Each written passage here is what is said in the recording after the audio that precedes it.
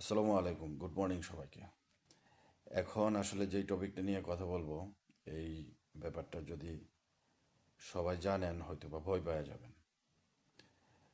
তো আমি যেহেতু সাইবার সিকিউরিটি কাজ করি, আমি সাইবার সিকিউরিটির আসলে বিভিন্ন ফিল্ডে কাজ করি। রেড টিমে কাজ করি, ব্লু টিমে কাজ করি, ডিজিটাল ফরেন্সিক হিসেবে কাজ করি। তো আপনারা যারা মোবাইল ব্যবহার করেন বা মোবাইলে বিভিন্ন ধরনের পার্সোনাল টাইমের ছবি ভিডিও রেকর্ড করে রাখেন, এটা যেটা হয় একটা সময় পরে কোনো কারণে হয়তো বা আপনি ডিলিট করে দিচ্ছেন বা আপনার মোবাইলটা চুরি হয়ে গেছে, অথবা আপনার মোবাইলটা আপনি সেল করে দিচ্ছেন বা এটা পুরনো হয়ে গেছে ফেলে দিবেন। তো ফেলে দেওয়ার আগে কি করা হয় যে আমাদের যে ডেটাগুলো থাকে এগুলো আমরা হয়তো বা অন্য একটা মোবাইলে ট্রান্সফার করে নেই বা কম্পিউটারে ট্রান্সফার করে নেই, এবং এই মোবাইল থেকে আমরা আমাদের ভিডিও এবং ছবি, পার্সোনাল মোমেন্ট হোক বা হোয়াট এভার, এগুলো ডিলিট করে দেই।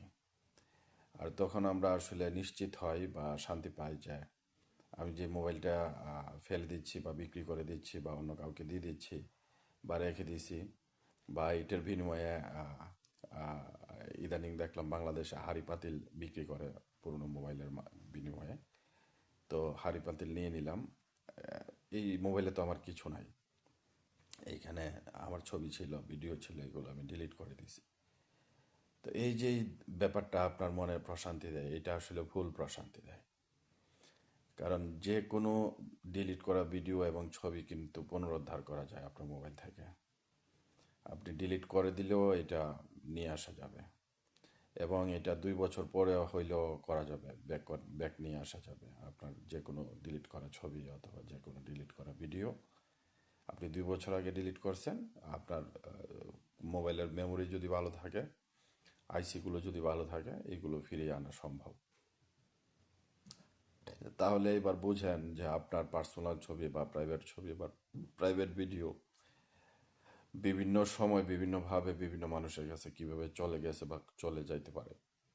এটা থেকে বাঁচার উপায় হচ্ছে, আপনি যখন কোনো মোবাইল থেকে সত্যিকার অর্থেই চাইবেন যে আপনি কোনো ভিডিও অথবা ছবি ডিলিট করে দিবেন, তখন যেটা করতে হবে, ছবি অথবা ভিডিও ডিলিট করার পরে আপনার মোবাইলের যতটুকু মেমোরি থাকুক না কেন, 256 জিবি অথবা 128 অথবা 512 জিবি, যত মেমোরি থাকুক না কেন, সবটা মেমোরি ফুল করতে হবে যে কোনো ডেটা দিয়ে ডিলিট করার পরে।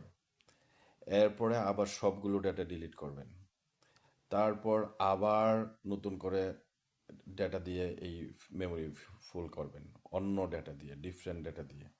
ছবি হইতে পারে, ভিডিও হইতে পারে, বা যেটা আপনার ভালো লাগে ফুল করতে হবে। ফুল করার পরে আবার এই ফুল মেমোরিটাকে আবার ফরম্যাট করবেন বা ডিলিট করবেন। এভাবে 2 বার 3 বার ডেটা দিয়ে একদম ফুল করবেন মেমোরি, এবং তারপরে মেমোরিটাকে আবার ক্লিন করবেন। তাহলে এখন চলুন জানি কেন আমি আপনাদেরকে 2 বার 3 বার ফুল মেমোরি ফুল করে ডেটা ইনপুট করে ফরম্যাট করার কথা বলছি। কারণ হচ্ছে আপনি যখন আপনার মোবাইল থেকে কোনো ছবি অথবা কোনো ভিডিও বা যে কোনো ডেটা আপনি যখন ডিলিট করেন, এটা শুধু আপনার সামনে থেকে ডিলিট হচ্ছে, এটা কিন্তু ব্যাকএন্ড থেকে ডিলিট হচ্ছে না। এটা ব্যাকএন্ড থেকে ততক্ষণ পর্যন্ত ডিলিট হচ্ছে না যতক্ষণ পর্যন্ত আপনার মেমোরিতে নতুন কিছু এসে ওই জায়গাটা দখল না করতেছে। তো নতুন কিছু আসলে কখন দখল করে, আপনার মেমোরির সাইজ যদি হয় 256 জিবি এবং আপনি ইউজ করতেছেন অনলি 70 জিবি অথবা 100 জিবি, তখন কিন্তু ওই ডিলিট করা ভিডিও বা অডিওর জায়গাগুলো কখনোই ফিল আপ হয় না, কারণ আপনার এখানে আরও অনেক ফ্রি স্পেস আছে। ওই ফ্রি স্পেসগুলোতে কিন্তু আপনার সারা জীবনের ডিলিট করা ডেটাগুলো রয়ে যায়। তো এই রয়ে যাওয়ার ব্যাপারটা থেকে যারা ডিজিটাল ফরেন্সিক নিয়ে কাজ করে অথবা যাদের অসৎ উদ্দেশ্য থাকে, এই টুলসগুলো ব্যবহার করে আপনার ফেলে দেওয়া মোবাইল, আপনার হারিয়ে যাওয়া মোবাইল, অথবা আপনার নষ্ট হয়ে যাওয়া মোবাইল, যে মোবাইলটা দিয়ে আপনি ডেক্সি এক্সচেঞ্জ করতেছেন, এই সব কিছু থেকে কিন্তু ওই মেমোরিগুলো থেকে কিন্তু আপনি মোবাইল ফরম্যাট করার পরেও ওই ডাটাগুলো কিন্তু কালেক্ট করতে পারবে, যেগুলো দিয়ে আপনাকে ব্ল্যাকমেল করতে পারবে, আপনার ফ্যামিলিকে ব্ল্যাকমেল করতে পারবে, আপনার জীবনটাকে জাহান্নাম বানাই ফেলতে পারবে, আপনার অপরিচিত কাউকে ব্ল্যাকমেল করে জীবনটাকে জাহান্নাম করে ফেলতে পারবে। So be aware. এটা অবশ্যই আপনারা যখন কোনো মোবাইল ব্যবহার করা বন্ধ করে দিবেন, তখন অবশ্যই অবশ্যই আমি যেই কথাগুলো বলছি বা যেই স্টেপগুলো আপনাদেরকে বলছি এগুলো করে মোবাইলটাকে একদম পার্মানেন্টলি ফরম্যাট হয়েছে এটা কনফার্ম করে আপনি মোবাইলটা এক্সচেঞ্জ করবেন বা মোবাইলটা কাউকে দিবেন বা মোবাইলটা ফেলে দিবেন বা সেল করবেন।